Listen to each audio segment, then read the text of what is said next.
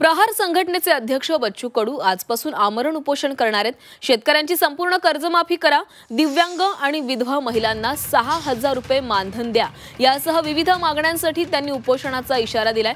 अमरावती शहरातील गाडगेबाबा समाधी मंदिर इथं गुरुकुंज मोजरी अशी 15 ते 20 हजार लोकांची बाईक रॅली काढून गुरुकुंज मोजरी इथं ते सभा घेणार आहेत आणि त्यानंतर अन्नत्याग आंदोलन सुरू करतील। त्यामुळे बच्चू कडू यांच्या मागण्यांवर सरकार विचार करणार का याकडे साऱ्यांचंच लक्ष लागलंय। कर्जमाफीचा विषय आहे, दिव्यांगाचं 6,000 रुपये मानधन आहे।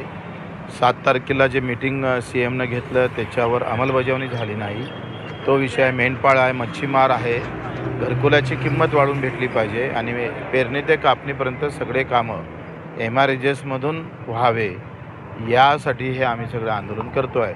8 तारखेला आमची रॅली निघेल, 15 ते 20 हजार शेतकरी त्याच्यामध्ये सहभागी होणार आणि ते झाल्यानंतर मोजरीला एक मोठी सभा होणार आहे। सभेचं रूपांतर उपोषणामध्ये आम्ही करू।